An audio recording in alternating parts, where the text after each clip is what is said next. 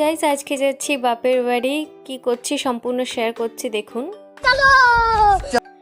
তো hello guys, welcome to my YouTube channel. তো কেমন আছেন আপনারা সবাই? আশা করছি সবাই ভালো আছেন। তো চলুন চলে আসছি আজকে একটা সুন্দর ব্লগ নিয়ে।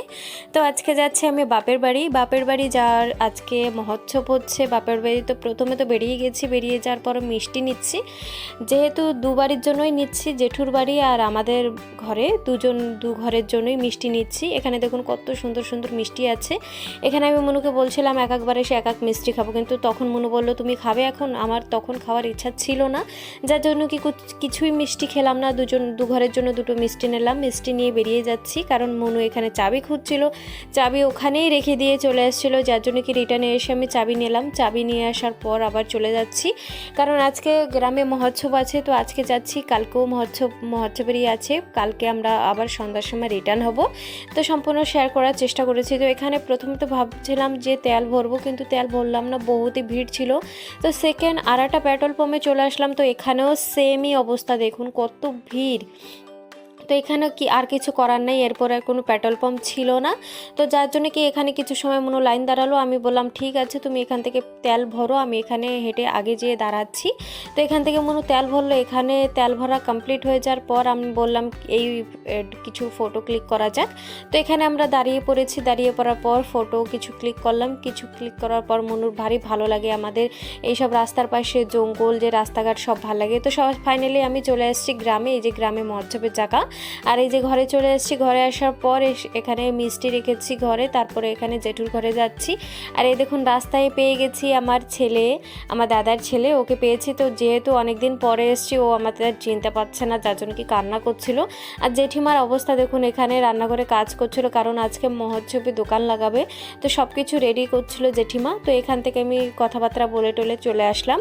এখানে বিকাল হয়ে গেছিলো, বিকালে হয়ে রেডি হয়ে বেরিয়ে গেছি। দেখুন আমি আর মনু ঘুরতে বেরিয়েছি গ্রামের মাথায়।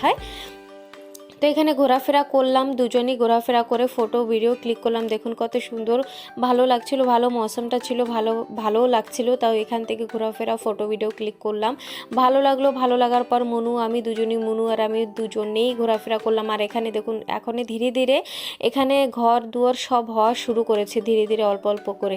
তো এখানে দেখুন কি পোজ মেরে চলে আসছি, পোজ মেরে ফটো ভিডিও করছি, এখানে মজা নিচ্ছি। মনুরও ভালো লাগছে, কারণ আমি যে শ্বশুরবাড়ি এরকম জঙ্গল এরিয়া নেই, অ্যাকচুয়ালি ঘর হয়ে গেছে।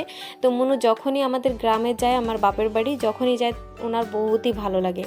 তো ওখান থেকে ঘোরাফেরা হয়ে গেছে, সন্ধ্যা হয়ে গেছিলো। তো চলে এসেছিলাম এখানে রান্নাবাড়ি কী হচ্ছে কি না হচ্ছে দেখার জন্য। তো এখানে চলে আসার পরে দেখুন কাটাকাটি করছে। এখানে একটা দাদুর সাথে, আমাদের গ্রামের দাদুর সাথে দেখা হলো। তো দাদুকে বললাম দাদু দাঁড়াও, তোমার সাথে একটা ফটো উঠি। দাদুর সাথে ফটো উঠলাম, তারপরে ওখান থেকে চলে গেলাম। চলে যাওয়ার পরে এখানে দেখুন জেঠিমা সিঙ্গারা পাকুড়ি দিয়ে বসিয়ে দিয়েছে, বলছে খা। তো এখানে মনু খাচ্ছে, আমিও খেয়েছি। আর এখানে দেখুন মনু পোজ দিচ্ছিল। এখানে সব দোকানঘাট দাদার আমাদের পুরো গ্রামে কি হচ্ছে। তো দেখুন এখনই তো সন্ধ্যার সময় হয়েছে, কিন্তু কোনো লোকজন সেরকম নেই। আগে হয়েছে শুরু হয়ে গেছে, দেখুন